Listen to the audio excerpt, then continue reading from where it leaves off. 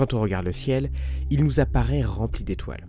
Pourtant, chacune d'elles a une espérance de vie définie dès sa naissance. Parfois, elles explosent en supernova, d'autres fois, elles s'effondrent sous leur propre gravité, formant des monstres que l'on appelle des trous noirs. Pourtant, malgré les progrès de la science, ces astres qui remplissent le ciel nous cachent encore beaucoup de mystères. Comment les étoiles se forment-elles ? Naissent-elles et surtout, comment et pourquoi meurent-elles? Pour répondre à nos questions, Nicolas Prantzos est l'invité du jour sur Omniscience.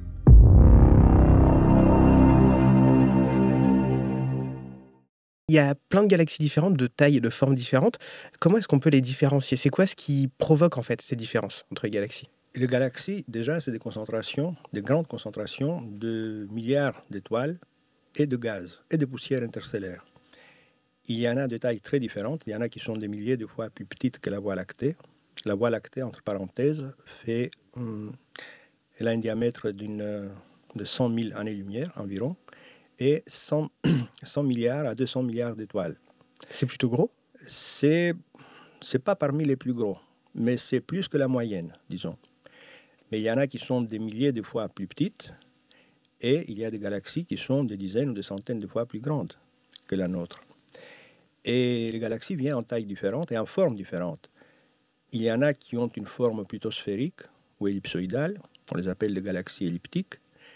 Et puis, il y en a des galaxies qui sont comme des disques aplatis. Et il y a aussi des galaxies de forme irrégulière, qui sont en général plus petites que les autres. Les plus grosses en général, c'est les elliptiques.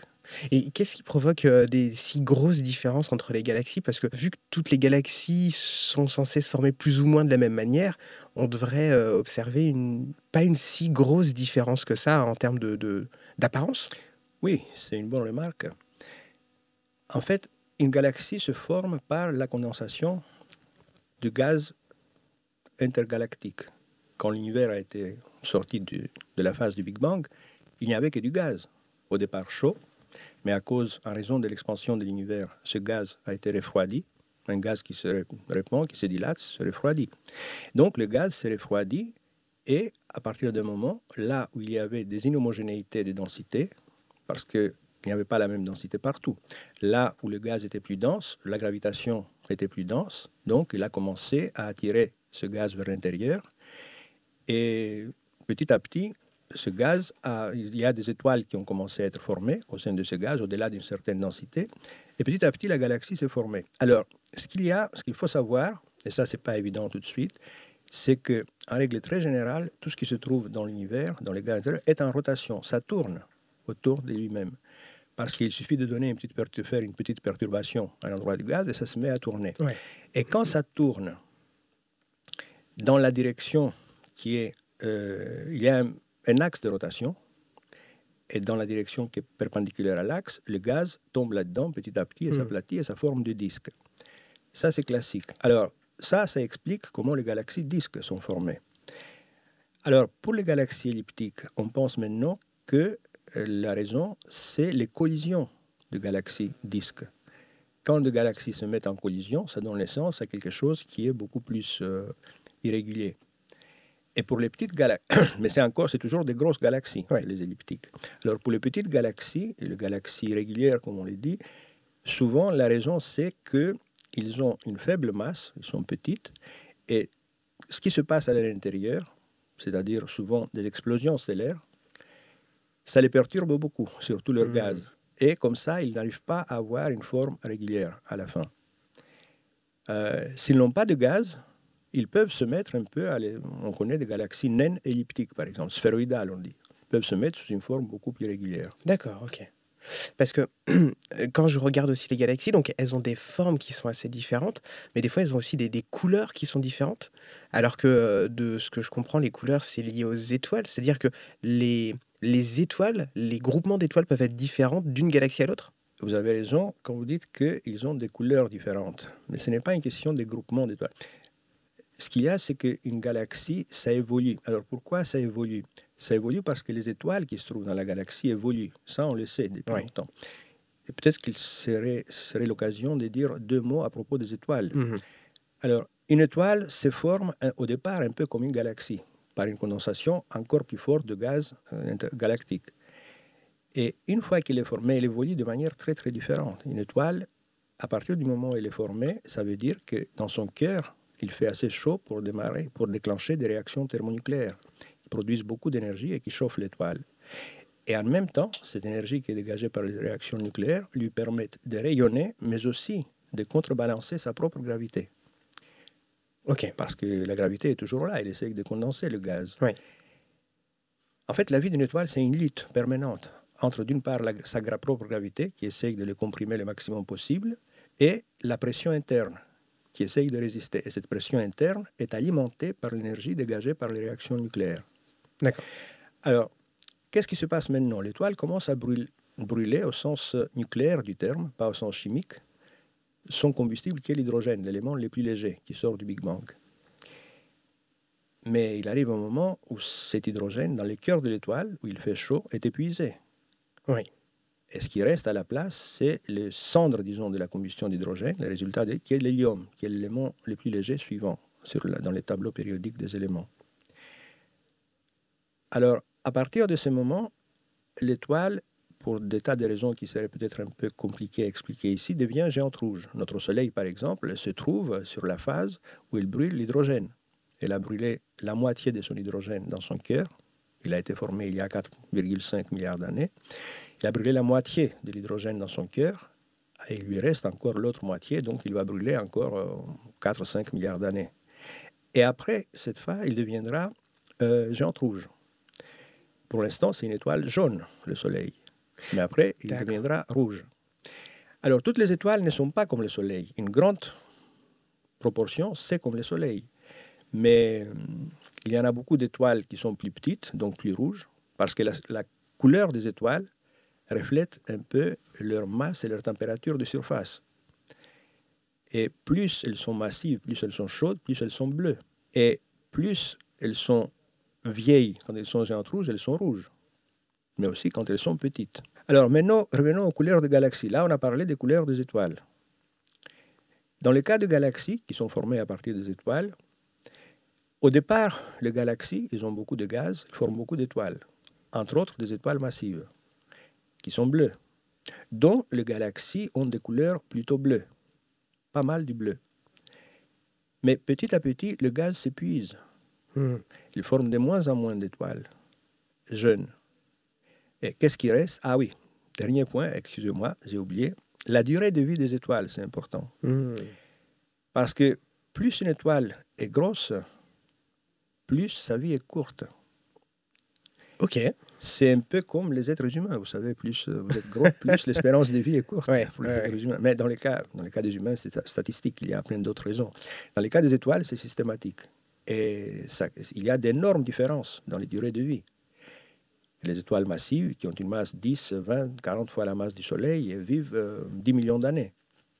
En revanche, les étoiles comme le Soleil vivent 10 milliards d'années, et les étoiles qui sont beaucoup plus petites que le Soleil, comme notre étoile la plus proche, Proxima de Centaure, ils vivent 100 ou 1000 fois plus que le Soleil. 10 trillions d'années.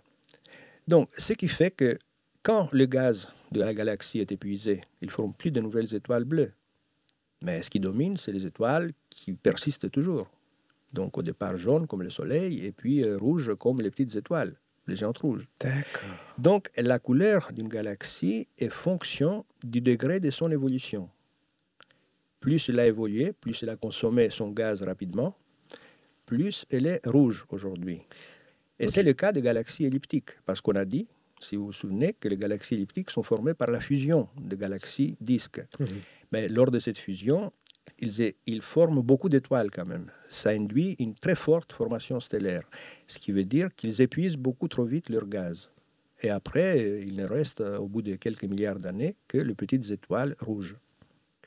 D'accord. Dans les cas de galaxies spirales comme la nôtre, la formation stellaire se passe de manière beaucoup plus douce, pas de manière violente. Donc, même aujourd'hui, notre galaxie, la Voie lactée, forme environ quelques étoiles par an.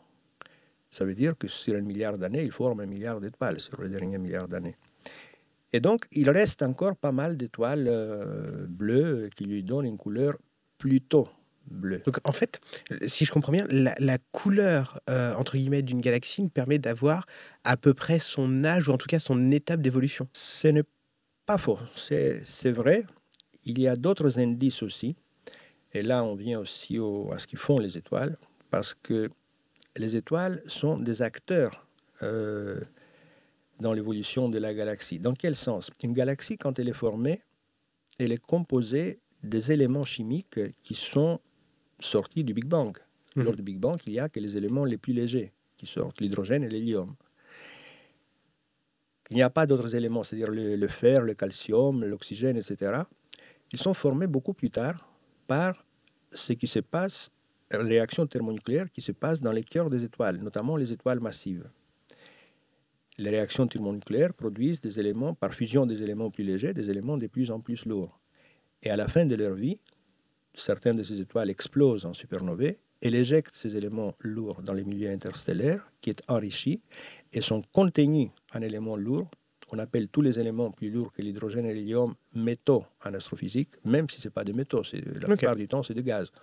Bon, on les appelle métaux, c'est la tradition, on ne change pas les choses qu'on trouve. Donc, les contenus d'une galaxie en métaux augmentent au fil du temps du gaz. Et les nouvelles générations stellaires qui sont formées, s'il reste encore de gaz, sont plus riches en métaux. Et ça, c'est aussi un indicateur du degré de l'évolution d'une galaxie. On appelle cela l'évolution chimique d'une galaxie. Elle évolue donc, une galaxie, sur le plan des couleurs, comme on a dit tout à l'heure, mais aussi sur le plan de sa composition chimique. Et les deux sont liés à l'activité de ces étoiles. D'accord. Tout à l'heure, on avait dit que donc notre étoile, pour l'instant, elle est plutôt jaune, mais elle sera amenée à grossir, à prendre de l'ampleur. Qu'est-ce qui fait que cette étoile prendrait de l'ampleur et grossirait alors qu'il y a toujours la force d'attraction qui est censée la maintenir à une certaine taille, non? Là, ça peut paraître bizarre, mais vous posez une question qui n'a pas encore été vraiment répondue. Ah, d'accord, ok. On sait depuis longtemps que les étoiles deviennent géantes rouges. Les étoiles comme le Soleil et même les étoiles plus massives deviennent géantes rouges quand ils ont brûlé l'hydrogène à leur cœur. La question, c'est qu'est-ce qui se passe après? Ce qui se passe après, une fois que l'hydrogène est brûlé dans les cœurs, il reste les cœurs de l'hélium, mais dans les couches externes, il reste encore de l'hydrogène qui n'a pas été consommé parce qu'il n'a pas fait assez chaud. Là. Les réactions nucléaires nécessitent une dizaine de millions de degrés au moins. La température au cœur du Soleil, c'est 15 millions de degrés. Dans les couches externes, la température n'est jamais aussi élevée, donc il reste encore pas mal d'hydrogène. Mais le cœur d'hélium, il n'a pas grand-chose pour résister à sa propre gravité. Il n'y a pas de réaction nucléaire encore. Donc il se condense. En se condensant, il attire aussi un peu l'enveloppe autour. Il va avec lui. Donc cette enveloppe va aussi vers des régions où il fait plus chaud. Et à un moment, la couche d'hydrogène autour du cœur se met aussi à brûler son hydrogène. Il y a des réactions nucléaires aussi. Ça produit de l'énergie. Mais contrairement à ce qui s'est passé dans la phase précédente, et là on entre dans les détails de l'évolution stellaire, mais c'est intéressant à savoir. Une étoile, on a dit qu'il y a une lutte permanente entre la gravité et la pression interne, mais l'étoile se comporte comme un thermostat. Qu'est-ce que ça signifie? Il parvient à se maintenir à une température stable. Parce qu'en principe, quand on parle de réactions thermonucléaires ou réactions nucléaires en général, souvent, ce qui nous vient à l'esprit, c'est une explosion. On connaît bien les explosions nucléaires. Et on peut se demander pourquoi une étoile comme le Soleil, où il fait aussi chaud, et il y a des réactions nucléaires, pourquoi elle n'explose pas? Et la réponse, c'est que, justement, ces étoiles se comportent comme des thermostats. Qu'est-ce que ça signifie? Imaginons que pour une raison quelconque, les réactions nucléaires s'emballent, produisent beaucoup d'énergie. Qu'est-ce qu'il va faire le gaz? Comme il reçoit beaucoup d'énergie, il va se dilater. Ben oui, il va faire plus chaud que d'habitude. Et quand il fait chaud, le gaz se dilate. Mais quand il se dilate, du coup, il fait moins chaud. D'accord. Et donc, il revient un peu sur ses pas. Ok. Et ça, c'est un mécanisme, ce qu'on appelle un mécanisme de thermostat, qui permet aux étoiles de maintenir une température qui est dictée par leur propre gravité. D'accord. Voilà. Alors, maintenant, quand on arrive à la phase géante rouge, ce qui se passe, c'est que on a maintenant les réactions thermonucléaires qui se font non pas dans les cœurs, mais autour du cœur. Et leur température ne dépend pas donc de toute la masse, dépend de comment le cœur se comporte. Il est dicté par un facteur extérieur au gaz de ces réactions nucléaires. Et c'est pour ça qu'ils produisent plus d'énergie que nécessaire pour l'étoile, pour sa propre stabilité. Donc l'étoile doit évacuer cette énergie, et les moyens les plus faciles pour évacuer cette énergie, c'est la convection. C'est un peu comme dans nos casseroles, quand vous allumez le feu. Pourquoi ils se mettent à bouillir, à faire... voilà. C'est le phénomène qui s'appelle la convection. Et toute cette énergie-là pousse l'enveloppe de l'étoile qui grossit beaucoup plus que ce qui était quand il brûlait l'hydrogène. Et comme elle est poussée vers l'extérieur, sa température des couches externes maintenant tombe et on va vers les rouges. Parce qu'on a dit qu'en astrophysique, les bleus, c'est les chauds, les rouges, c'est les froids. Donc l'étoile, les couches externes de l'étoile refroidissent. Elle devient une géante parce que c'est grand et rouge parce que sa couleur est rouge. Je vous ai présenté donc le mécanisme de formation des géantes rouges de la manière la plus simple que je pouvais imaginer. Mais en réalité, le sujet, c'est encore sujet de recherche actif. Parce que on constate ça dans nos modèles d'évolution stellaire. On voit très bien comment l'étoile, quand il a brûlé l'hydrogène dans son cœur, devient géante rouge. Mais il y a plusieurs phénomènes qui ont lieu en même temps. Et il y a des gens qui pensent que c'est une synergie entre plusieurs phénomènes. Je vous ai décrit un de ces phénomènes, mais il y en a d'autres facteurs. C'est ce qu'on appelle l'opacité du gaz, parce que le gaz peut laisser passer l'énergie ou la filtrer d'une certaine manière, et ça dépend de la composition du gaz. Il y a plusieurs facteurs qui jouent un rôle. Et on ne sait pas s'il y a un seul facteur déterminant, ou c'est vraiment une synergie entre plusieurs facteurs. Donc le phénomène géante rouge, même si la plupart des gens, y compris les chercheurs, ont l'impression que c'est un phénomène simple, on le connaît depuis des dizaines d'années, on fait des modèles qui le reproduisent, mais en réalité, si vous regardez les manuels, les textbooks d'astrophysique, vous ne trouverez jamais la même explication. Ok. Et ça, c'est quelque chose qui m'a toujours fasciné parce que j'ai enseigné l'astrophysique, l'évolution stellaire, et je ne suis pas parvenu à une réponse satisfaisante pour moi-même et pour les étudiants. Okay. C'est un phénomène assez complexe.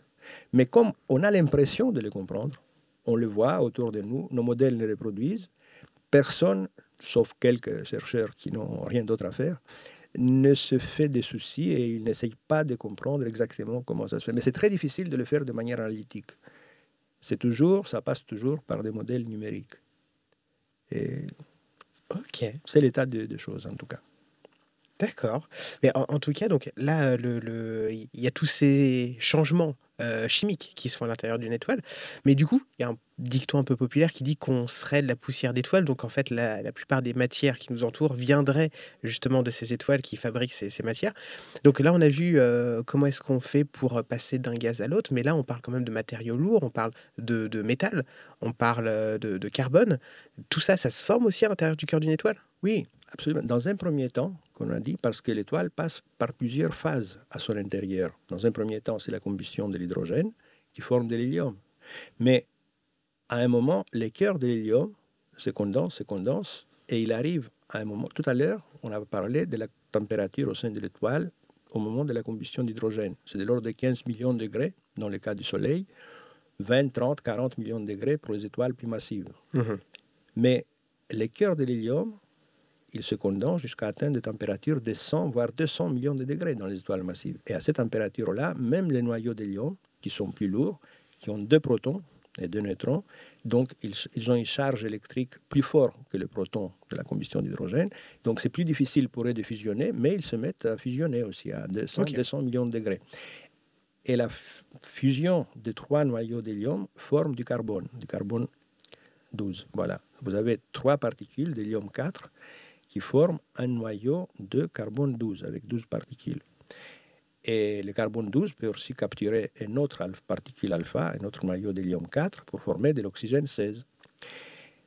Et ça se fait pendant la combustion de l'hélium. Une fois l'hélium disparu dans le cœur de l'étoile, il ne reste que le carbone et l'oxygène. Et la même histoire se répète même plusieurs fois. Le cœur de carbone se met à se condenser. sa température monte à 1 milliard de degrés à peu près.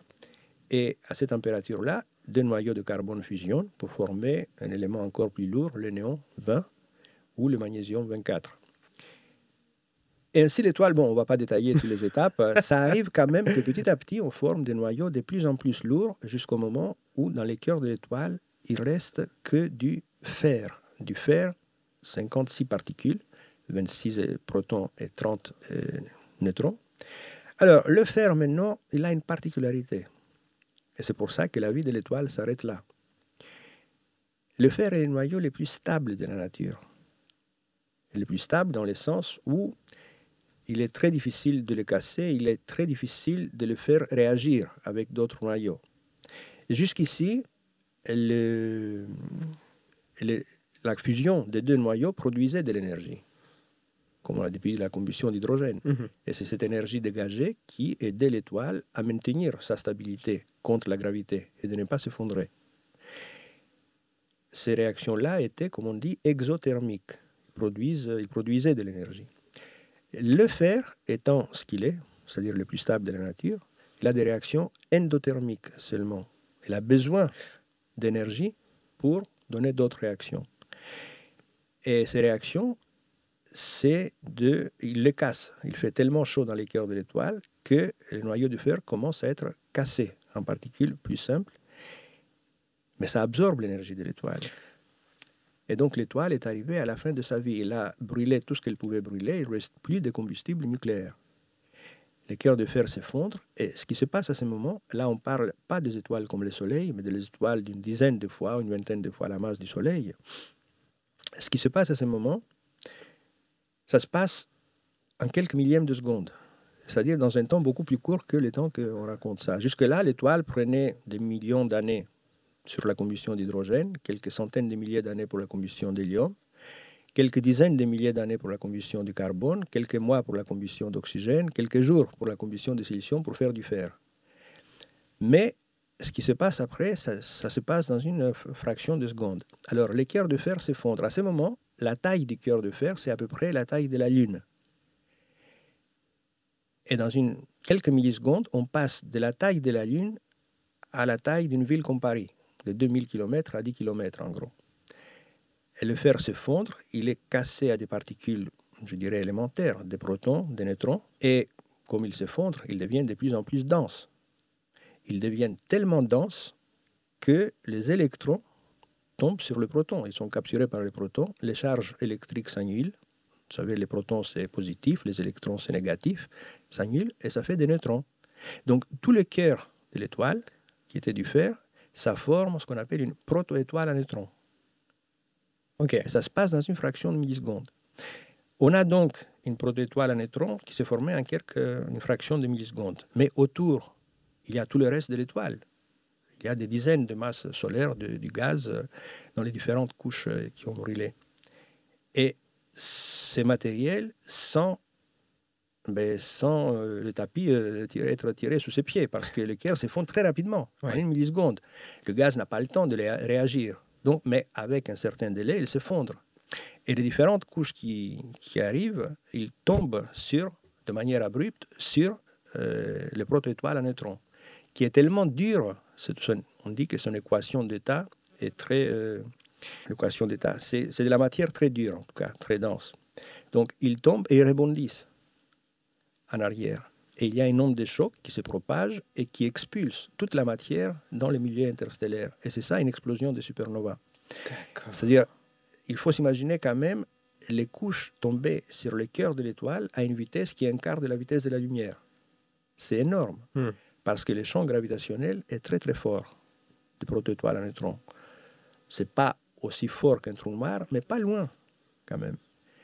Et donc, ils tombent et ils rebondissent, et voilà, ils se propagent dans le milieu interstellaire, et tout le matériel qui a été synthétisé pendant les phases précédentes, par différentes réactions nucléaires, tous les métaux qui étaient produits, ils sont envoyés dans le milieu interstellaire et ils enrichissent en éléments lourds. Donc ouais, effectivement, c'est une mort assez violente de l'étoile.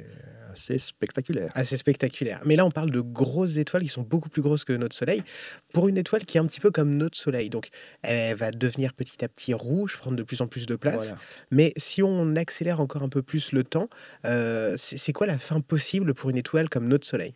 Le Soleil ne va pas passer par toutes ces phases dans son intérieur. Tout ce qu'on a dit tout à l'heure, ça c'est seulement les étoiles massives qui le font et dans quelques millions d'années. Dans le cas du Soleil, ça prend de quelques centaines de millions d'années pour brûler l'hélium dans son cœur.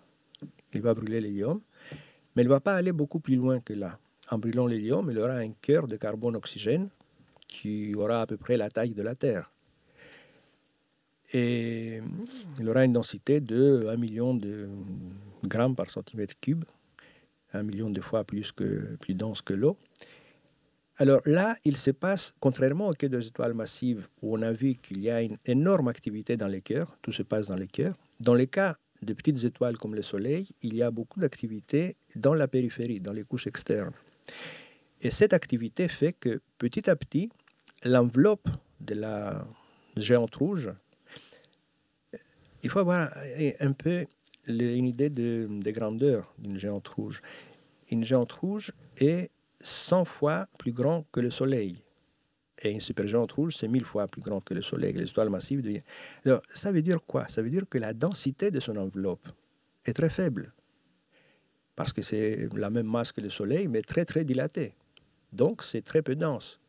En fait, la densité dans l'enveloppe d'une géante rouge, elle est plus faible que la densité de l'air qu'on respire.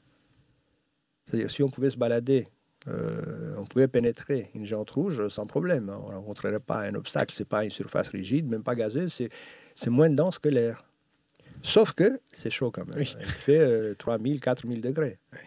Et là, il n'y a pas beaucoup de matériaux qui peuvent résister à 4000 degrés. Donc, on ne peut pas se balader à l'intérieur d'une géante rouge. Mais ce n'est pas à cause de sa densité. Donc, ces couches-là se trouvent très loin du cœur de l'étoile. Se trouve à peu près une géante rouge, si on les mettait au sein de notre système solaire, sa surface engloberait probablement l'orbite terrestre.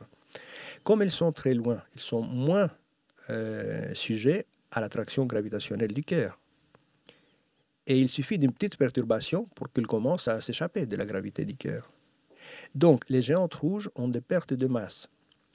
Et surtout, quand ils arrivent à la fin de la combustion d'hélium, commence à brûler l'hélium dans une couche autour du cœur de carbone, mais plus loin, il y a aussi la couche d'hydrogène qui brûle. Et cette combustion à double couche dans les cas des petites étoiles présente pas mal d'instabilité, et ces instabilités font que petit à petit, les couches externes commencent à s'échapper. Donc les petites étoiles perdent de la masse, non pas de manière violente comme les supernovae, mais de manière plus douce. Mais dans quelques dizaines de milliers d'années, elles perdent toute leur enveloppe.